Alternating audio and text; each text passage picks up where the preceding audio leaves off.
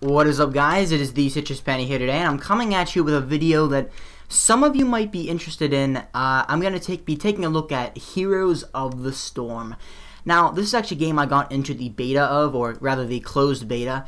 It is a MOBA, so think of Dota 2 or League of Legends, but it's published by Blizzard, and it's a little bit different than maybe League of Legends or Dota or even Smite, which is another MOBA.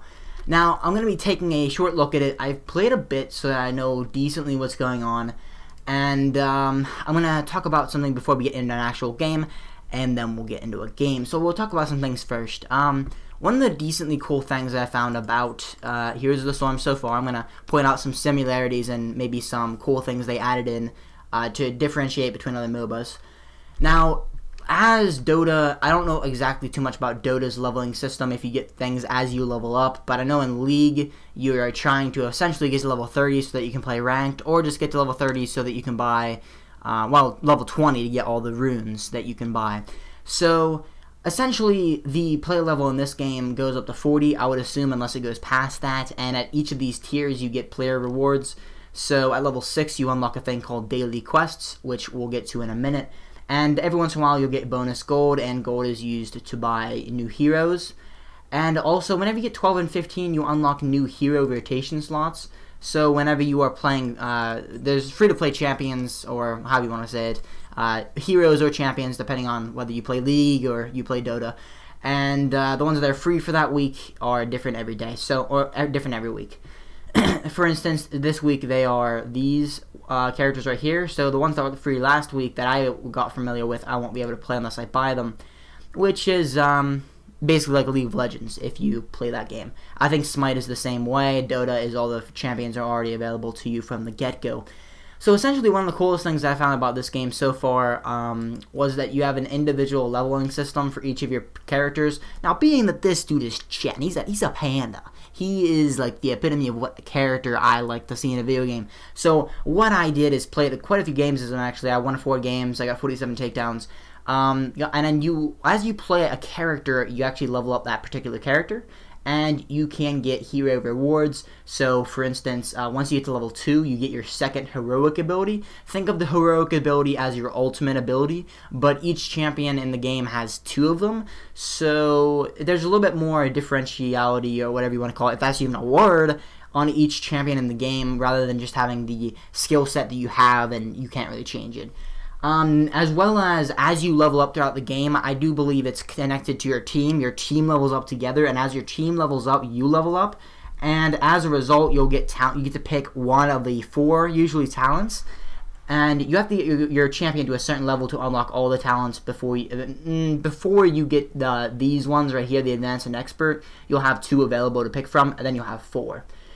In addition, there's also some cool things here, like if you get a high enough level, you get the portrait, you get the master skin, you unlock access to it, which is one of the cooler things I found about this. For instance, if you go to the shop real quick, I think, and go to Chen, and you go to his skins, and go to his master skin, once you get to level 10, you are able to get that. I'm not sure if you have to still buy it with coins. I think you have to still pay 10,000 coins to get it. But it is a cool thing to work towards, maybe. Whereas, you know, maybe in League of Legends, where you play, and you really can't get anything to make your character better. You could play Riven top lane 100 games in a row, and you really don't get anything for your efforts, other than winning games, probably. So that's pretty much what goes on here, and I'll go look at the champions that I can play. I actually can't play this hero anymore because she's not free. But the free people this week are as follows, all these people. Now, if you play any of Blizzard's games, so that's World of Warcraft, Diablo 3, and StarCraft 2, I don't play any of them. I play Hearthstone, so I'm familiar with quite a few of the World of Warcraft characters. For instance, this guy right here is a legendary in Hearthstone. He's Illidan Stormrage. I know this guy is from, whatchamacallit, I was going to say Star Trek, but that's not right. StarCraft, sorry. I believe that's a StarCraft. Basically, if it's like a steampunk-esque, futuristic, it's going to be from StarCraft, and then if it's a little bit fantasy-like, it's probably going to be either Diablo or World of Warcraft. Now, as far as whether it's more like League or Dota, I think it's really a mix between the two. I'm going to go ahead and play, I think, Raynor, because I already know how to kind of play him. He's the character you get to play in the tutorial, and I kind of know how to play him, so I can explain things to you. There's also mounts, which is an interesting, interesting subject. I was going to say topic, but, whatever. It's an interesting thing. Now, the one thing that I've noticed about this game that's really crazy is some of the prices for things. Like, the mounts can be like $7.49 or like $10. That's pretty pricey, especially since some of the skins are like, well, that's $5, that's $7.49, which in reality isn't that much, considering that this is a game that straight up asks you for money, whereas a game like League will get you riot points, and if you actually do the math, I guess like a skin in League can be $5. A skin in League can be $30, but for a regular skin, it's you're gonna be like 7 is a little bit pricey, and then master skin. But the cool thing is that everybody gets a master skin, so you can get one customization per person at least for free if you play the game enough. Earlier, I mentioned the daily quest system. If you play Hearthstone, which I personally play that game quite a bit, I play that game in League exclusively, pretty much. I mean, I play other games too, but those are my two main games, Hearthstone and League of Legends. Every day you get a new quest, and you have up to 3 at one time, and the quest will say something like, play 2 games as StarCraft hero, play 2 games as a Diablo hero, play 3 games as a support hero, and so on and so forth, and you get gold and everything else. So that's basically what is going on there. I'm going to go ahead and pick a character and just get into the game. It's easier to kind of tell you about it once you get into the actual game. So I'm playing in practice mode, actually. I was going to say, I don't know if I'm playing in co-op, but so everybody in this is going to be essentially bots. There are bots on my team and bots on the enemy team, but it's just basically an example. I don't even know if I'm going to finish the game, just to kind of get in and show you. So I've actually never played this particular map before. There are, I want to see more than 5 maps, because I've played about 3 or 4 of them. They're all kind of similar, but they all have a little bit differing objectives. And this one seems interesting, so you can attack mercenaries and skeletons to collect doubloons, whatever that means. So if you want to listen to the little cutscene here.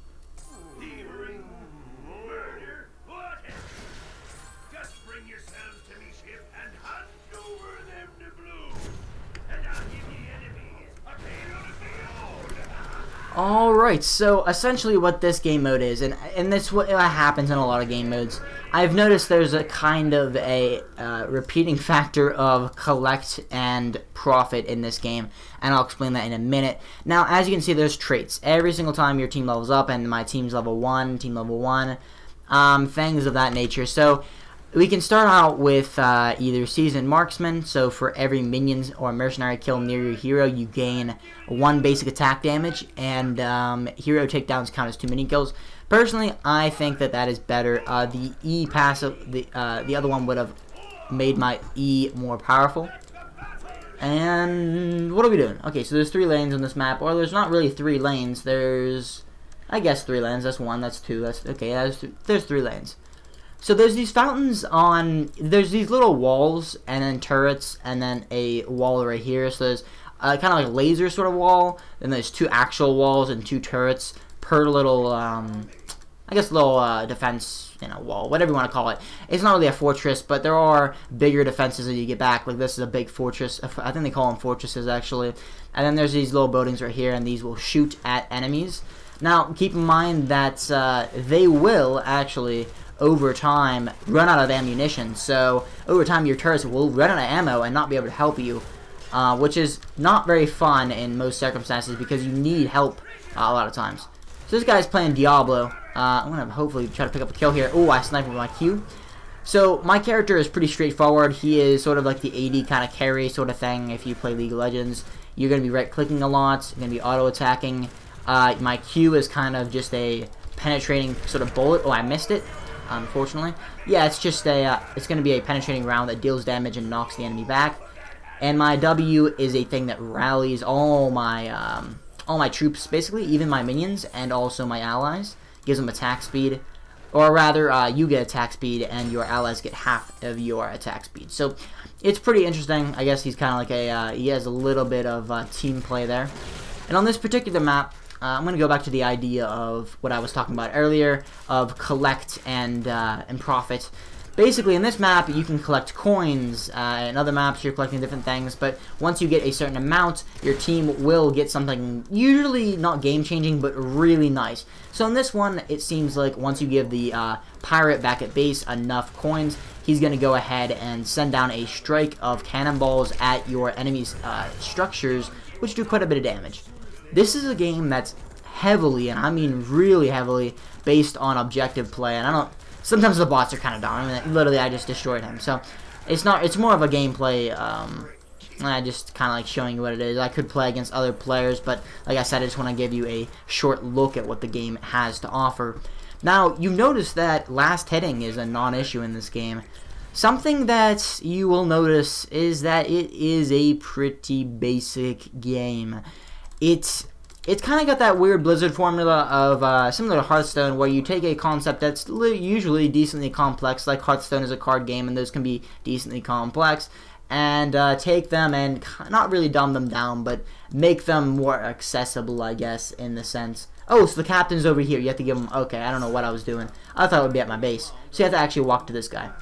This guy's asking for help at the siege camp. There's a lot I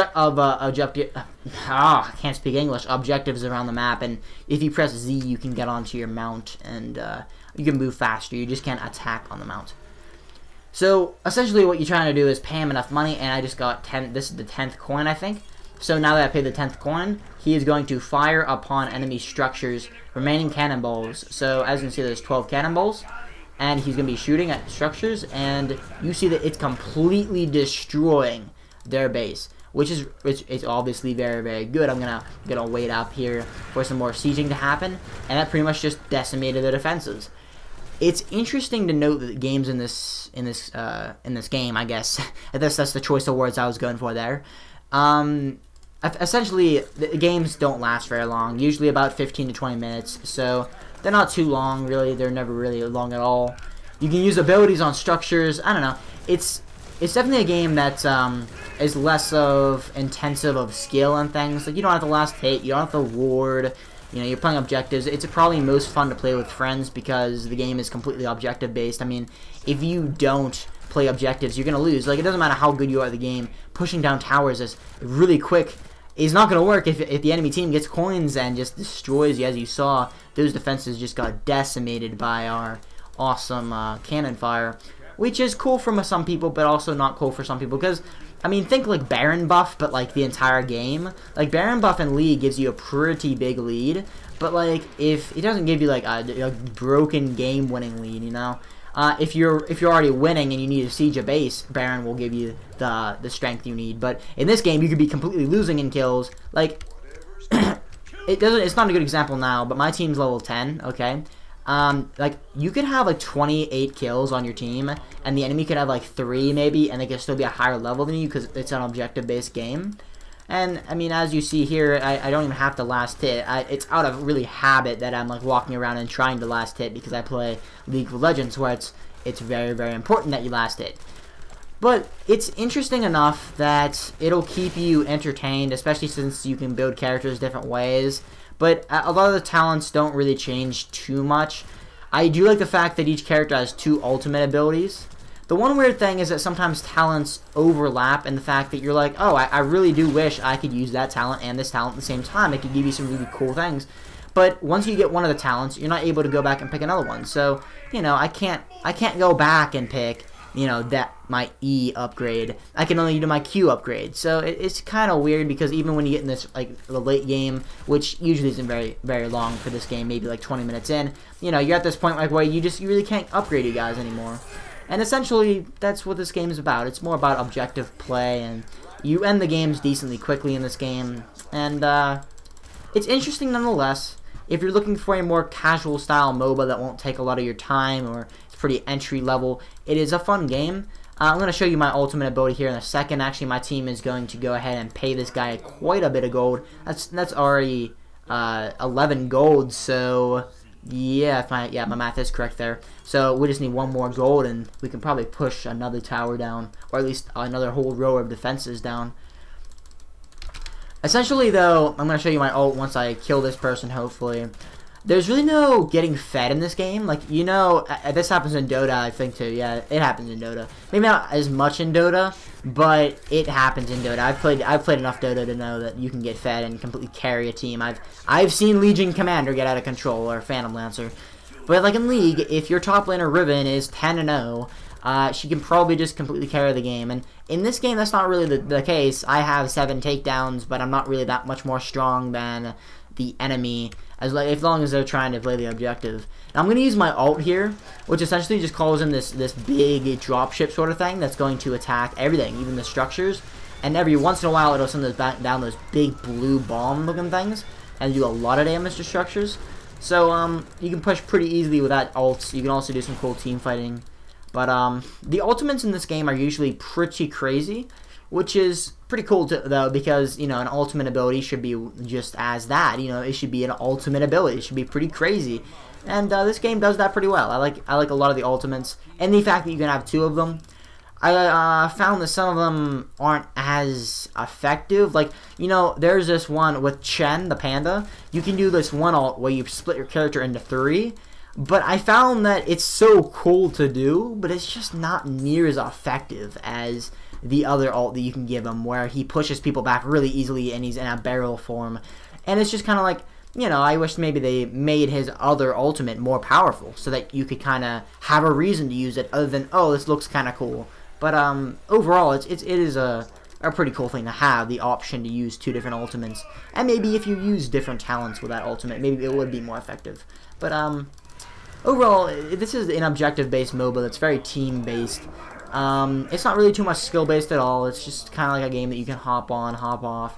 And it's decently fun, too, because really, it's not really skill-based. So you can kind of like, if your friend, well, you really couldn't really have your friend play right now because it is in closed beta, but let's just say that your friend wanted to play a MOBA, and later in the future, this game was out of closed beta. It would be an easy game to get into rather than, let's say, Dota or League of Legends. But the problem here is that it's so simplistic in a lot of ways that it won't really satisfy the people who already play League. Like, I just think, especially people who play Dota, League is already an accessible MOBA as it is, with tons of free champions to play, accessible game modes and everything like that. So it just makes a already accessible formula more accessible, I guess. Which, I don't know if the genre of MOBA really needed that, because, I mean, you could play League to really get into the genre, and then if you really wanted to, you know, expand your horizons into something even more complex, maybe Dota, or a lot of people just stick with League, or maybe you started out as Dota, but either way, the MOBA genre has a lot of options. You got Smite, you got League of Legends, you got Strife, you got Dota 2, and this doesn't, in my opinion, bring so much to the table as to just drop the game you're playing to play it. If you want to try it, I don't think it will affect you so much as to be like, oh, this is my new game, this is my new MOBA. It didn't really grab me in that way. I still realize that I'm probably going to be playing a lot more League than this. Plus, since I'm only in closed beta, I don't really have anybody to play with in a closed beta game. Maybe in the future, whenever I get more people playing with me, it'll be a more fun game. But in general, it's just a game that you can relax, I guess, and just play a little bit of MOBA, not taking it too seriously. And the people in it, also, I've noticed that they probably don't take it too seriously either, because it's a very relaxed game. You play objectives. You don't do... There's fighting between enemy teams, but I feel like it's a lot more objective focused, so you're fighting over objectives pretty much the entire game. Which, take it or leave it, that's what this game is. So if you're not really a fan of that objective style sort of gameplay, then Heroes of the Storm is definitely not for you. It's a game that is very much team-based and very much objective-based. The weird thing here, though, is essentially the fact that since your team levels up together, and as you saw there, I took the jungle camp, and they go on your team, so you can push with the jungle camps, basically.